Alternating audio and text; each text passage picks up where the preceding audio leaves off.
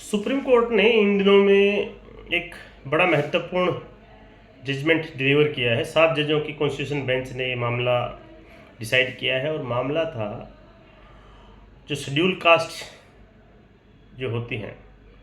चाहे वो स्टेट के लिए हो चाहे वो सेंटर के लिए हो, क्या उसका सब क्लासिफिकेशन किया जा सकता है या नहीं किया जा सकता है। तो ये मामला काफ़ी पहले से है, क्योंकि 90 के दशक में कुछ राज्यों के द्वारा वहाँ पर जो उनके शेड्यूल कास्ट थे जिन राज्यों में, उनको ये लगा कि कुछ पर्टिकुलर कास्ट ही जो है एक बड़ा चंक जो है रिजर्वेशन का बेनिफिट जो है वो ले जा रही है, और दूसरी जो कास्ट उसमें है उनको ये बेनिफिट नहीं मिल रहा है। इसलिए उस समय जो राज्य सरकारें थी कुछ उन्होंने अपने राज्यों में सब क्लासिफिकेशन किया। जब सब क्लासिफिकेशन हुआ कास्ट का, तो कुछ कास्ट के लोग जिनको ये लगता था कि हमारे साथ अब अन्याय हुआ है, इनजस्टिस हुआ है, वो लोग फिर कोर्ट पहुंचे और कोर्ट ने उस समय एक कॉन्स्टिट्यूशन बेंच की डिसीजन में, यानी ईवी चनैया आंध्र प्रदेश का केस है, उसमें कोर्ट ने ये कहा मेजोरिटी से कि जो शेड्यूल कास्ट का जो सब क्लासिफिकेशन है वो स्टेट के द्वारा नहीं किया जा सकता, क्योंकि जो लिस्ट होती है शेड्यूल कास्ट की वो आर्टिकल 341 के तहत बनती है, और उसमें जो नोटिफिकेशन है वो प्रेसिडेंट के द्वारा किया जाता है। और प्रेसिडेंट के द्वारा जब कोई चीज़ नोटिफाई की जा रही है तो उसमें स्टेट्स का कोई राइट नहीं है कि वो उस लिस्ट में फर्दर उसको सब क्लासिफाई करें। उसके बाद फिर पंजाब में एक कानून बना।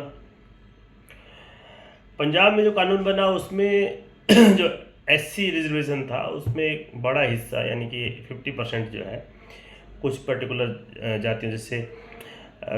वाल्मीकि और जो है मजहबी सिख के लिए रखा गया वहाँ, और दूसरी कास्ट भी है शेड्यूल कास्ट में, तो उनके द्वारा अब उसमें ऑब्जेक्शन किया गया और हाई कोर्ट में वो केस पहुंचा, हाई कोर्ट से सुप्रीम कोर्ट में पहुंचा, और सुप्रीम कोर्ट की जो उस समय जो बेंच थी, 3 जज बेंच थी, उन्होंने ईवी चनैया का जो जजमेंट था उसके लिए कहा कि भाई उसको रिकन्सिडर करने की ज़रूरत है। उसके कुछ सालों बाद 2020 में 5 जजों की कॉन्स्टिट्यूशन बेंच बैठी और उन्होंने भी यही माना कि जो ईवी चनैया का कॉन्स्टिट्यूशन बेंच का जजमेंट है और उसको एक बार फिर से रिकन्सिडर करने की ज़रूरत है। तो अब रिसेंटली जो है उस मामले में जजमेंट आई है। 7 जजों की बेंच ने कुछ दिनों पहले इसमें सुनवाई की थी और अब उसका डिसीजन आया है, और मेजोरिटी से बेंच ने ये कहा है कि जो शेड्यूल कास्ट हैं सेंटर में या स्टेट्स में, उनको सब क्लासिफाई किया जा सकता है, यानी कि स्टेट अगर चाहे, क्योंकि इशू मेनली स्टेट का था कि जो लिस्ट तो जो है वो पार्लियामेंट के द्वारा और उसके पार्लियामेंट के द्वारा जो होती है सेंट्रल लिस्ट, और गवर्नर जो है वो भेजता है प्रेसिडेंट को जो स्टेट की जो लिस्ट होती है शेड्यूल कास्ट, शेड्यूल ट्राइब या ओबीसी जो भी होते हैं, तो अलग अलग आर्टिकल में वो दिए गए हैं 341, 42, 42A वगैरह। लेकिन इसमें जो है शेड्यूल कास्ट का 341 जो आर्टिकल है उसमें दिया गया है कि किस तरह से नोटिफिकेशन होगा, और जिनका नोटिफिकेशन किया जाएगा प्रेसिडेंट के द्वारा वही शेड्यूल कास्ट कहलाएंगे। ये कोई ऐसा नहीं है कि पूरे देश में ही एक शेड्यूल कास्ट होगी। ऐसा भी हो सकता है कि किसी एक राज्य में एक शेड्यूल कास्ट हो जो कास्ट है, और वो कास्ट दूसरे राज्य में शेड्यूल कास्ट नहीं है। ये भी हो सकता है कि किसी एक ज़िले में, किसी राज्य के एक ज़िले में वो शेड्यूल कास्ट हो और वो दूसरे ज़िले में ना हो, या किसी एक ज़िले के भी एक हिस्से में हो। मतलब ये सब बातें हो सकती हैं। लेकिन क्वेश्चन ये था कि क्या जो ओवरऑल एक बार जो शेड्यूल कास्ट का नोटिफिकेशन हो जाता है जिसमें सैकड़ों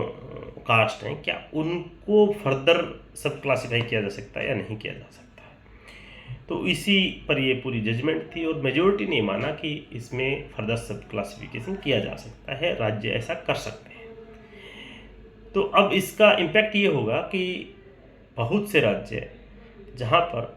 ऐसा लगता है राज्यों को कि कुछ पर्टिकुलर कास्ट जो है रिजर्वेशन के चलते मेजर बेनिफिट कुछ ही कास्ट को मिल रहा है, वो अब उसको एक तरह से ज़्यादा लॉजिकली सब क्लासीफाई करके डिफरेंट कास्ट में वैसा किया जा सकता है। अब कुछ लोगों का यही मानना है, क्योंकि उसमें डिसेंटिंग जो जजमेंट है वो जस्टिस बेला त्रिवेदी की